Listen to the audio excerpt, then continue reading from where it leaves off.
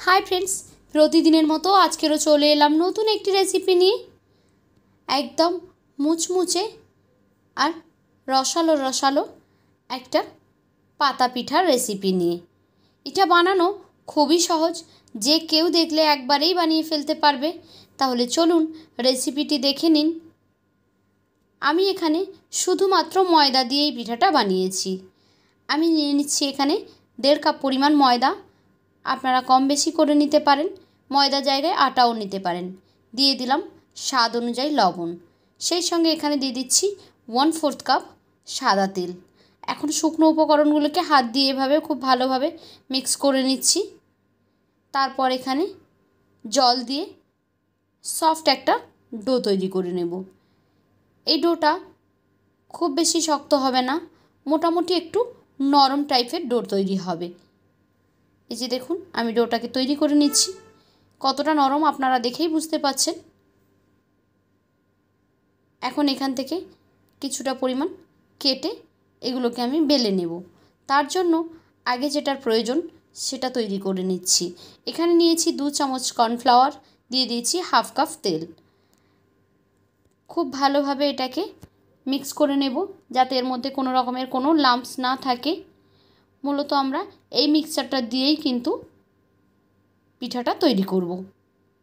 এখন এটা রেডি হয়ে গেছে, এইবার পিঠাটাকে বেলে নেব। এখানে একটা রুটির মতো লেচি কেটে নিয়ে একটা ফ্ল্যাট রুটি প্রথমে বানিয়ে নিচ্ছি। রুটিটা বেঁকে গেলেও কোনো চিন্তা নেই, কারণ এর 4টে সাইড আমরা কিন্তু কেটে বাদ দিয়ে দেব। একটা 4 কোনা শেপের আমাদের প্রয়োজন, তাতে করে পিঠাটা ভালো তৈরি হবে। এখন যে কর্নফ্লাওয়ারের মিক্সচারটা তৈরি করেছিলাম সেটা দিয়ে এভাবে হাত দিয়ে খুব ভালোভাবে এর উপরে মাখিয়ে নিচ্ছি। এখন 4টে সাইড কেটে দিয়েছি, দেখুন মাঝখানে একটা 4 কোনা শেপ তৈরি করে নিই। এইভাবে পিৎজা কাটার দিয়ে আমি এভাবে কেটে নিচ্ছি। আপনারা চাইলে ছুরি দিয়ে এভাবে সরু সরু করে একদম পাতলা পাতলা করে কেটে নেবেন। দুটো সাইড কিন্তু লেগে আছে, মাঝখানটা শুধু এভাবে আমরা কেটে সরু সরু করে নেব। দেখেই বুঝতে পাচ্ছেন আমি কিভাবে কেটে নিয়েছি। যতটা সম্ভব সরু করা যায় ততটা করে নিয়েছি। তারপর এভাবে একটা ফোল্ড করে দিলাম। দুটো মুখ চেপে দিয়ে আবারও একটা ফোল্ড করে নিচ্ছি। এই যে দেখুন আমি কিভাবে পিঠাটা তৈরি করেছি আপনারা দেখে নিশ্চয়ই বুঝতে পারলেন। একটা সাইড মুখ ওদিকে মুড়েছি, একটা সাইড উল্টো দিকে মুড়েছি। আমি আরও একটা দেখিয়ে দিচ্ছি, দেখুন কিভাবে আমি তৈরি করেছি। এভাবে প্রথমে উল্টে দিলাম, তারপর আবারও এভাবে উল্টে দিলাম। এখন দেখুন একটু লম্বা করে টেনে নিয়ে কিভাবে পিঠাগুলোকে বানিয়ে নিচ্ছি। দুটো মুখ একটা সাইডে দিয়েও আপনারা এভাবে চেপে দিতে পারেন। নিশ্চয়ই দেখে বুঝতে পেরেছেন আশা করি কিভাবে আমি তৈরি করেছি। দরকার পড়লে আপনারা এটাকে সেভ করে রেখে দিতে পারেন এই ভিডিওটা, যে কোনো সময় দেখে তারপর আবার বানিয়ে নেবেন।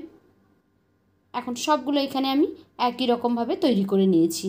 দেখতে দেখুন খুব সুন্দর একদম পাতার মতো দেখাচ্ছে। এবার এগুলোকে আমরা ফ্রাই করে নেব। তার জন্য কড়াইতে আমি পর্যাপ্ত পরিমাণ তেল দিয়ে গ্যাসে বসিয়ে দিয়েছি। এখন তেলটা হালকা গরম হলে তার মধ্যেই পিঠাগুলোকে ছেড়ে দেব। দেখুন তেলটা কিন্তু বেশি গরম হয়নি, একদমই কম গরম অবস্থাতেই দিয়েছি। আর এভাবেই এগুলোকে ছেড়ে দেব। সঙ্গে সঙ্গে নাড়াচাড়া করতে যাবেন না। যতক্ষণ না একটু ফুলে ফুলে উঠছে ততক্ষণ নাড়াচাড়া করবেন না, তাহলে এগুলো জড়িয়ে যাবে কিংবা ভেঙেও যেতে পারে। দেখুন কিছুক্ষণ পর এগুলো উল্টে দিচ্ছি। এগুলো ভাজা হতে অনেক কম সময় লাগে, কারণ এগুলো ময়দা দিয়ে বানানো আর অনেকটাই পাতলা করে বানানো, সেই জন্য খুব কম সময়ের মধ্যেই এগুলো ভালোভাবে ভাজা হয়ে যাবে।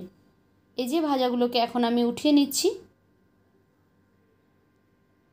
এটা বানাতে খুব বেশি সময় লাগে না। সবগুলো ভাজা হয়ে গেলে এটাকে আমি একটা শিরাতে ডুবিয়ে দেব।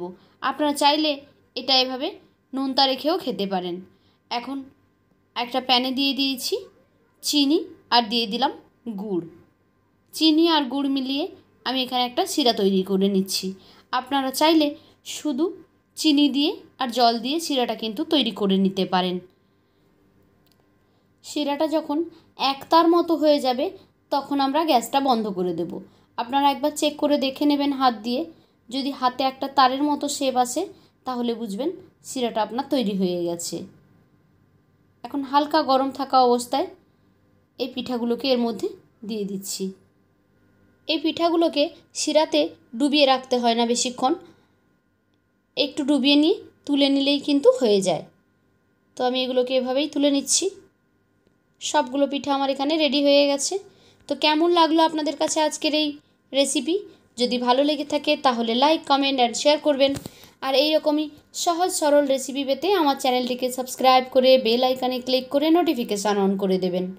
তাহলে যখনই আমি কোনো নতুন ভিডিও আপলোড করব সেই ভিডিওর নোটিফিকেশান সবার আগে পৌঁছে যাবে আপনাদের ফোনে। তো আজকের মতো এই পর্যন্ত। ফিরে আসবো আগামীকাল নতুন আরও একটি ভিডিও নিয়ে।